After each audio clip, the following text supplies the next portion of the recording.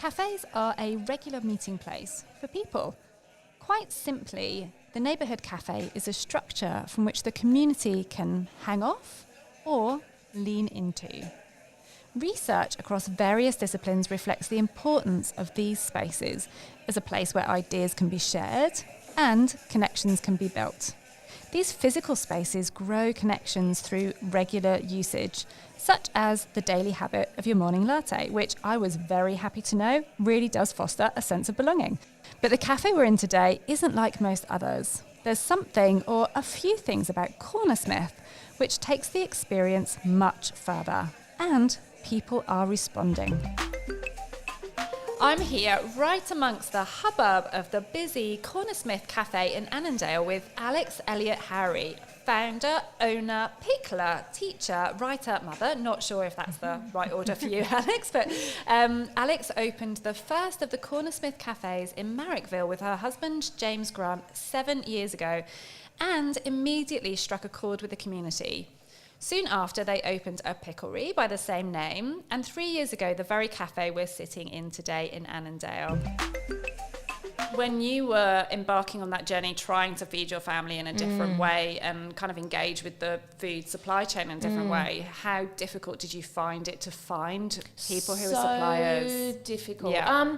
I mean, I would go to the supermarket with like all my apps, you know, because there's a million apps that tell you how to, you know, what to buy. But I would just have like an empty trolley and like defeated and guilt on my shoulders. So that's why I went into the cooking from scratch. But over that time, when I started thinking about food waste and I started thinking about eating locally and, you know, like joining partners with your neighbours in order to feed the neighbourhood. So I started noticing, I just was looking at the world differently. So I started noticing that in our area in Dulwich Hill, there's heaps of fruit trees, heaps of veggie patches, because it's an old Greek and Vietnamese neighbourhood. Yeah. New families have come in and they're not picking the fruit. So they don't know how to manage the amount of produce that's being grown in the urban area. Yep. So I would watch, you know, kumquats rotten on the ground in winter or figs in summer, and I was beside myself. So I just kind of was like, something's got to be done. Like maybe I can start saving fruit from my neighbourhood.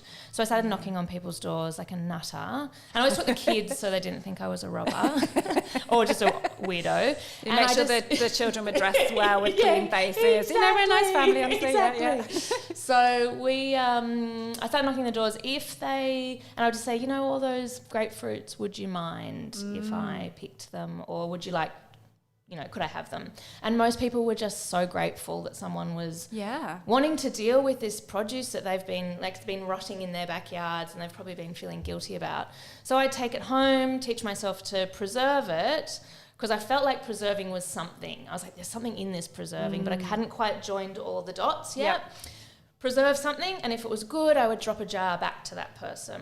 And that's when I built up this connection with these people in my neighbourhood that I would never have talked to otherwise. I love the fact you were like the jam fairy. I would like have the jam been fairy, beside myself with exactly. happiness as somebody who had just been depositing. Took your rubbish and then dropped Fabulous. it back into something edible.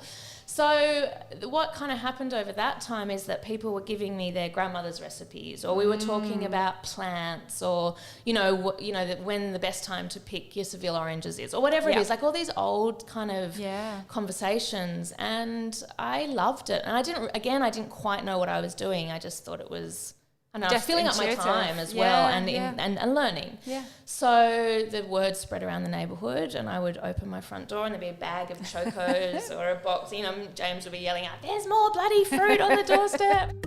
So, more and more research is telling us that the key to building sustainable communities is to focus on existing community assets. Kretzmann and McKnight's ABCD model, that's asset-based community development, acknowledges that all members of communities have skills, knowledge, networks, and experiences that they can use to improve their community. By engaging her neighbours in this way, Alex has tapped into those existing assets.